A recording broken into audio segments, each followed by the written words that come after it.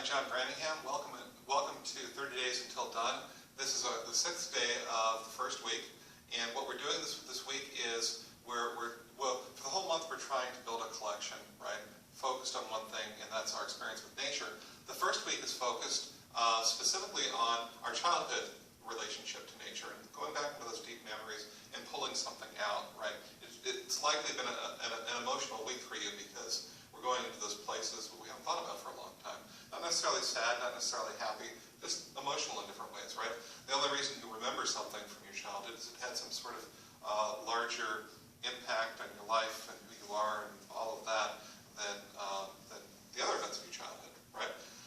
Okay, we're going to start today by reading the poem because it has both the effect that we're going to be working on and the topic. And the topic today is the small things of nature. Our poet is Sharon Dolan, and she's writing here about dragonflies.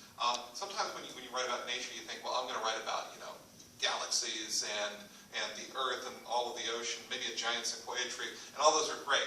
They're fantastic. But nature exists in all its beauty in the small things as well, and those small things often have greater significance. So I'm not going to read the entire poem. You can see it's a very long poem. I'm going to just read a few lines of it. And it's called, "For I Will Consider the Overlooked Dragonfly. How it is often a damselfly, skimmer, or darner. How it belies the idea that we invented neon. How it mates while in flight, laying eggs on the pond's lily. How its blues are purples, its browns reds. How unfearful it is of the human body. How one will come to bask on my forearm, foot, or the arm of my deck chair. How I praise the way it eats the larvae of biting insects."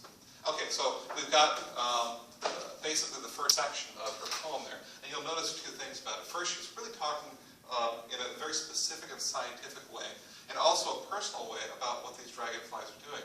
And she's saying, well, it shows us that we didn't invent neon colors, right?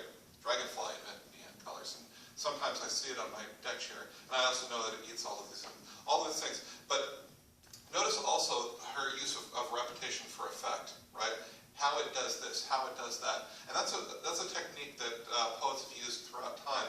Just take a look at the work of Walt Whitman, right? Walt Whitman did this tremendously. Read Crossing Brooklyn Ferry. He's got these wonderful lists and a good deal of repetition. What I'd like you to do is take a small thing from nature that you saw when you were a child. If I were going to do this, I'd think of my little brother who was terribly allergic to just about everything when he was a child. But he would catch bees on his finger and he'd pet them. And he had some sort of talent for this. I don't know how you get that talent, but he'd just sit there caressing their thing and then he'd let them go. And it's just kind of what made one of those things that made Doug as a child Doug. It was just sort of an extraordinary thing. And we're going to layer that with this repetition. Now here's the thing. You don't have to repeat as much as she does. Maybe 2 or 3 times you're going to repeat this line. Or you can repeat a whole lot. If this doesn't work for you, if this completely crumbles and you can't accomplish this, you know what the worst thing that will happen is? You've got a pretty good poem that doesn't use that, and you've chosen for some reason not to do that. It's okay, right? Just try it and see what kind of effect it has. Now, if you want to send this to a magazine when you're done, a great magazine is Tears on the Fence. It's a magazine out of England and run by someone named David Caddy and some other people as well. It's a fantastic magazine. It's wonderfully done. Every issue is just brilliant, so you might want to subscribe to that as well.